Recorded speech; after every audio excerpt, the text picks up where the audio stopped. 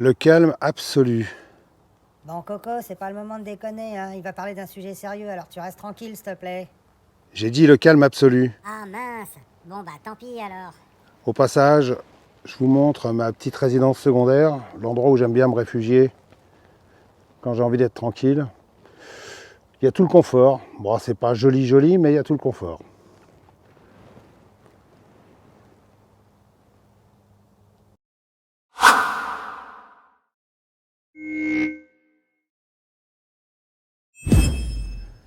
Bonjour à tous, de retour dans les bois entre deux pluies pour vous présenter mon top 5 de mes couteaux de bushcraft. Et cette fois-ci en insistant bien sur le mes couteaux, parce que la dernière fois quand j'avais fait mon top 5 de mes couteaux de survie, même en précisant bien que c'était un top 5 des couteaux que je possède, beaucoup de gens m'ont quand même soumis dans les commentaires tout un tas de couteaux que je possède pas, du genre ouais t'as pas montré le couteau machin, ou alors t'aurais dû choisir celui-là, il est super bien avec son acier de la mort, etc. etc. Donc j'insiste sur le mes couteaux de bushcraft parce que ce sont des couteaux que j'ai, que j'utilise régulièrement et qui ne sont pas là pour faire du bushcraft de tiroir. Bon, avant de vous montrer mon top 5, question. Qu'est-ce que le bushcraft? Alors j'en vois déjà plein qui lèvent la main en fond de la classe. Oui, c'est bien, vous suivez. Alors, si vous avez remarqué sur YouTube, on aime bien utiliser des mots qui claquent comme EDC, Zitem. Ça se prononce Zitem, hein, parce qu'il y en a plusieurs. Tactical, survival, etc., etc. Des mots que tout le monde emploie à tort et à travers, pour tout et n'importe quoi, sans vraiment en connaître le sens. Surtout les youtubeurs d'ailleurs, qui adorent les placer dans leur nom de chaîne, parce que ça fait pro, ça attire les gogos. Je vise personne, hein. Bon là, je sens que je suis parti pour me faire des amis. Ouais Bref. bah là c'est clair. En fait, bushcraft, c'est pareil. C'est le terme à la mode que tout le monde aime bien utiliser, parce que ça fait stylé, ça fait initié, ça fait genre langage de secte avec son propre jargon que le commun des mortels ne peut pas comprendre. Et ça veut dire quoi en fait? Bah, en gros, ça veut dire faire joujou à l'aventurier dans les bois avec un couteau ou une hache, tailler des cuillères en bois qui servent à rien, faire du feu avec un caillou et un bout de métal, et quand on s'est bien fait chier à essayer de faire brûler du bois humide, on sort son réchaud à gaz et on se fait une bouffe lyophilisée. Bref, c'est du scoutisme, mais pour adultes, quoi. Voilà, je sens que j'ai de plus en plus d'amis. Très clair. Bon, même moi, hein, le terme bushcraft, je reconnais que je suis le premier à l'employer. Hein, parce que de toute façon, c'est le seul moyen d'attirer l'attention des gens. Par exemple, si je disais mon top 5 de mes couteaux d'activité dans les bois, ça n'interpellerait personne et ça passerait totalement inaperçu. Je vais même dire pire, c'est même important de glisser ce mot dans ses descriptions ou dans les titres de ses vidéos pour être correctement référencé. Et pourquoi? Parce que ce mot est à la mode de YouTube. Et surtout que ces cons d'algorithmes connaissent. Bon là ça va, j'ai pas d'amis chez les algorithmes. En gros, bushcraft pour beaucoup de youtubeurs, c'est faire joujou avec sa bite et son couteau dans le petit bois derrière la maison, quoi. Je vise personne, hein. Bon alors là, définitivement j'ai trop d'amis. Ouais, bah nous on n'est plus là, hein. Alors ces couteaux, je vais pas les classer par ordre de préférence parce qu'ils sont tous différents, mais dans ce top 5, j'ai choisi ceux que j'aime bien utiliser et que je peux conseiller les yeux fermés à presque tout le monde, en fonction de leurs moyens bien sûr, hein. Le premier, dans les lames petites et moyennes de 10 à 12 cm, ce sera sans surprise le SI4 HM. Alors au fil de mes vidéos, j'arrête pas de dire que ce couteau est quasi parfait pour un usage en forêt. Il est super solide, super confortable, avec un acier 1095 que j'adore parce qu'il est facile à affûter, il garde son tranchant super longtemps, il résiste pratiquement à toutes les contraintes qu'on lui impose. C'est vrai, je le dis et je le pense, quoi. Honnêtement, je vois pas ce que je pourrais rajouter à tout ce que j'ai déjà dit dans mes vidéos. J'adore ce couteau, tout le monde l'a compris, hein. C'est difficile de faire passer une sensation ou une impression dans les mots, mais ce SI4HM, il faut vraiment l'avoir en main pour comprendre vraiment tout son potentiel, quoi. Alors j'ai ce couteau depuis longtemps, j'ai même été un des premiers à le montrer sur YouTube quand il est sorti. J'ai fait plusieurs vidéos sur lui, je vous invite fortement à aller les voir. Ça se passera ici. Et puis, au départ, il était vendu qu'avec un étui en cuir noir, de très bonne qualité, comme ceci. Et maintenant, on peut l'avoir aussi avec un très bon étui Kydex. Et honnêtement, si je devais le racheter, je le prendrais en version Kydex parce que je trouve ça plus pratique à mettre dans un sac ou à fixer à l'extérieur d'un sac. Parce que je fixe souvent mes couteaux à l'extérieur d'un sac, je trouve ça très très pratique. Ça, c'était mon premier choix. Deuxième choix, dans les lames petites et moyennes, le Brisa Nesmuk 125. Alors c'est vrai, celui-ci, je ne l'ai pas souvent montré, Mais pourtant, je peux vous assurer que je m'en sers régulièrement, je l'adore. Avec son manche en curly birch, enfin c'est du boulot madré quoi. Et sa lame de forme un peu bizarre, de forme Nesmouk, c'est comme ça que ça se prononce. Hein. C'est au départ un couteau destiné à la chasse, créé par un grand monsieur, une sommité de la chasse aux États-Unis. Et puis, c'est un choix qui paraît pas forcément évident au début, parce que vu sa forme, mais quand on y a goûté, je peux vous assurer que c'est un grand kiff, quoi. C'est vraiment un couteau qui est super agréable à utiliser. Ce couteau à mouture scandinave a un tranchant de scalpel super solide. Il est redoutable sur la taille et la coupe de bois. Son manche est bien dessiné, quoique un peu court pour ma main. Sa prise en main est confortable et son acier 80 CRV2 fait des merveilles. Par contre, ça rouille. Voilà. Les seuls reproches que je lui ferai, c'est qu'il a un manche un peu glissant. Enfin, pour moi, principalement avec mes mains sèches. Oui, je sais. Ouais, bah nous aussi, on sait. Hein. Et puis assez court. Malheureusement, on ne peut pas lui mettre de dragonne, il n'a pas de trou prévu pour ça. Je l'avais acheté parce que je trouvais que ce bois là, le curly birch, c'est super beau. Mais au final, on a tendance à éviter de taper sur le manche de peur de le péter, même si le bois il a été stabilisé avec de l'époxy, donc il est extrêmement dur. Mais il existe en version micarta que je conseillerais plus pour son grip et le côté rassurant de cette matière, quoi. J'ai également fait une vidéo sur ce couteau que vous verrez ici. Voilà. Là. Il est fourni avec un excellent étui en gros cuir bien épais avec système d'angleur, mais pas que, parce que vous pouvez rabattre la petite bride comme ça et le porter de façon plus traditionnelle sur la ceinture. Franchement, je trouve ça plutôt pas mal comme procédé. J'aime bien, moi, c'est bon, c'est pas l'étui qui aura la meilleure rétention, hein, je vous le dis tout de suite. Voilà. Il a tendance à tomber, mais le procédé, le système d'angleur, bon, voilà. Ça évite quand même d'avoir le couteau qui se barre trop facilement. Et puis je pense que le cuir, on peut le mouler pour lui redonner un petit peu de serrant. Ça, c'était mon deuxième choix. Troisième choix, là je passe à une lame moyenne et grande, l'excellent Terava Jacaripuco. Alors je crois que j'étais le premier à montrer ce couteau sur une chaîne française à l'époque. Il y avait des délais importants pour l'avoir, il fallait réserver et attendre plusieurs semaines qu'une série soit fabriquée. Mais sérieusement, si vous cherchez un couteau de bushcraft redoutablement efficace, pas cher et très confortable, celui-ci c'est vraiment du gâteau, quoi. Il est vendu seul, pas cher, mais par contre on doit l'acheter avec son excellent étui à part, un bel étui cuir. Mais franchement, ça vaut le coup. Sa prise en main est géniale, il est bien équilibré, son acier c'est le même que le Brisa Nesmuk, du 80 CRV2. D'ailleurs c'est Brisa qui fabrique les lames d'après ce que je sais. Super solide, super tranchant, mais cette fois-ci son émouture scandinave a un micro tranchant en V, ce qui le rendra plus facile à affûter et plus solide pour le bâtonnage et les coupes à la volée. Vraiment, super couteau. Vraiment un super couteau que je conseille les yeux fermés. Il existe en version 110 cm et version 140. Celui-ci c'est le 140.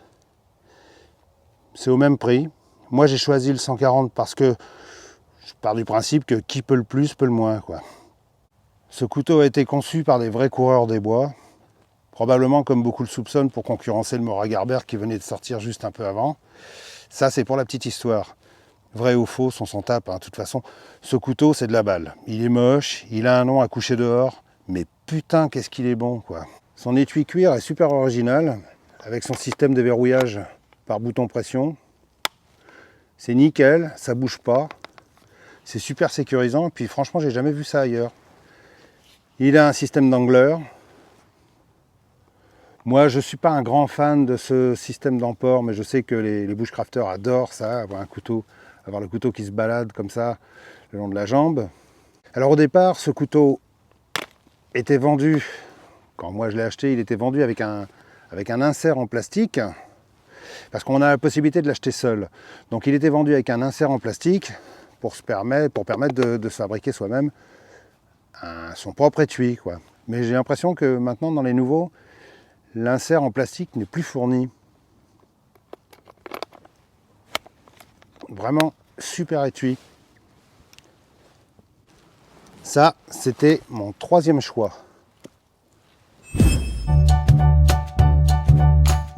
Garder les pieds sur terre. Faire de nouvelles rencontres. Retrouver ses racines. Pour vous redonner toutes ces sensations, il n'y a que la chaîne Le Goût des Lames. La chaîne Le Goût des Lames, ce sont des vidéos 100% sans OGM, faites par un mec sympa, nourri dans les pâturages. Une chaîne respectueuse de l'environnement et qui ne se fout pas de ses abonnés. Une chaîne fraîche, légère, digeste et naturelle. Une chaîne qui se mange sans faim et qui se boit sans soif. Une chaîne qui ne donne pas de gaz. Ou presque. Le Goût des Lames, c'est frais, c'est léger et ça se digère bien. Ou presque. Quatrième choix, dans les lames moyennes et grandes, le SI6 HM. Oui, je sais, il ne faut pas dire SI, il faut dire Easy. Donc le Easy 6 HM. Alors ceux qui me suivent depuis longtemps savent que j'adore la gamme HM de chez Easy. Je trouve que c'est la meilleure forme de manche qu'on puisse faire pour un couteau de bushcraft, d'activité en forêt. On se demande bien pourquoi d'ailleurs Easy a attendu autant de temps avant de modifier ses manches de ses couteaux, quoi. Le 3, le 4 et le 6, c'était des couteaux phares chez eux. Et ils ont mis super longtemps avant de sortir cette gamme avec des manches arrondies comme ça. Ces 3 couteaux sont une réussite d'ergonomie dans leur simplicité. Ce SI6 HM est depuis peu devenu mon favori. Je m'explique. J'adore le 4HM, c'est à mon sens le petit couteau le plus pratique et le plus polyvalent pour ceux qui n'aiment pas s'embarrasser d'une grande lame et qui veulent avoir une scie ou une hache en plus. Mais moi j'aime les grandes lames. Je trouve que c'est plus pratique pour certaines tâches. Je me sens plus à l'aise avec. Il ne faut pas qu'elle soit trop épaisse par contre, parce que ça augmente les difficultés et la fatigue sur le travail de camp. C'est mon avis, hein. Au début, je trouvais que la lame du SI6HM était trop fine. Dans cette taille de couteau, par exemple, je préférais un Ontario Rad7 qui a la même longueur de lame, mais plus épaisse. Puis à force de l'utiliser, je me suis rendu compte des énormes qualités de ce couteau. Il est facile, bien équilibré. Son manche un peu en forme de poire est une référence chez beaucoup de fabricants de couteaux de bushcraft, d'activité dans les bois. Désolé, j'ai du mal. La prise en main est confortable, le grip du micarta de chez SI est parmi les meilleurs, on n'éprouve aucune fatigue, on ne se retrouve pas au bout d'une heure à s'agripper comme un malade à son manche parce qu'on a des crampes dans les doigts et qu'on doit finir de préparer son feu. Sa lame pas trop épaisse avec son émouture plate et son acier 1095 est parfaite pour les coupes à la volée ainsi que pour les travaux de cuisine. D'ailleurs le mien, il m'arrive de découper le gigot du dimanche avec. Son étui cuir est bien fait, avec une bonne rétention. Pas trop non plus, faut pas exagérer. C'est du cuir super rigide.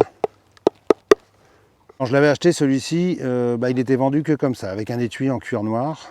Et maintenant, lui aussi, comme son petit frère le 4HM, il existe en version Kydex. Et moi, c'est vrai que si je devais le racheter, je le rachèterais aussi avec un étui Kydex. Ce couteau, j'ai également été le premier à en parler sur YouTube France. J'ai aussi fait plusieurs vidéos dessus, par ici. Et puis, depuis que je l'ai, il fait toujours partie de mes favoris. Et pour vous dire à quel point il est bon, c'est celui que j'utilise quasiment le plus depuis pas mal de temps. Et puis franchement, je le trouve vraiment magnifique, quoi. J'adore les lignes de chez Easy. C'est simple, c'est sans fioriture, ça va droit au but, comme moi, quoi. Il doute de rien, lui. N'importe quoi. C'était mon 4e choix. 5e et dernier choix, j'ai gardé le plus gros pour la fin. Dans les grandes lames ou les gros couteaux, comme on veut, ce sera le Tops Bushcrafter Kukuri 7.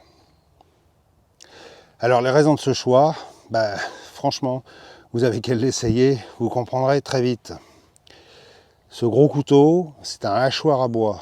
Il est phénoménal, Je trouve son manche un petit peu fin à mon goût, mais on s'y habitue très vite. Et avec cette lame monstrueuse de 6 mm d'épaisseur et son émouture Scandivex, on se prend très vite au jeu du qui va céder le premier avec des grosses pièces de bois bien dures, des branches super raides, des bûches chiantes, quoi. On en vient même à espérer qu'elles soient pleines de nœuds. Je parle des bûches, hein. Ce mec est Ce bushcrafter vient à bout de tout, il a même été pensé et fabriqué pour ça. D'ailleurs son nom, ça fait frémir la moindre branche d'arbre, c'est la terreur des forêts. Sérieusement, qui n'a jamais essayé une forme coucrie sur du bois me jette la première hache. Ce couteau ne sera probablement pas bon pour découper des pommes, ça c'est sûr, mais il est super efficace sur le bois. En fait, je l'emmène juste en forêt pour le fun, parce qu'il n'est pas facile à sortir vu sa taille, et il faudra forcément l'associer à un petit couteau. Moi j'aime les gros couteaux, je trouve ça très valorisant, surtout quand on a une petite bite. Oups, pardon. Son acier, c'est du 10,95, oui encore, très bon, très bonne rétention, facile à reprendre, ne rouille pas si on en prend soin. Petit message à tous ceux qui pensent à tort que leur lame va se piquer au bout de 2 jours en forêt, mais il rouillera si on s'en fout et si on ne l'entretient pas. Moi, c'est mon acier préféré pour l'usage que j'en ai, et comme je suis un paresseux, j'aime pas passer des heures à me pignoler sur un tranchant de couteau, je voulais dire à fignoler un tranchant de couteau. Tiens, je me suis fait des nouveaux amis. Ouais, alors là, c'est carrément très clair, hein. Son étui, c'est son étui, quoi. Un gros étui en nylon avec plein d'attaches tout partout. Vous pourrez le fixer sur votre cuisse, sur un gilet tactique, sur votre sac à dos. Il a une pochette sur la face avant, dans laquelle vous pouvez mettre une petite boîte avec un petit kit feu ou un petit bobo kit. Il n'est pas ce qu'il y a de plus pratique. C'est sûr qu'un bon étui Kydex, ça ferait bien l'affaire.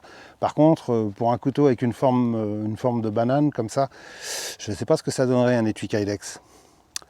Voilà, rien à dire de plus. Si ce gros couteau vous tente, n'hésitez pas. C'est cher, c'est du tops, c'est de la super cam et c'est super fun.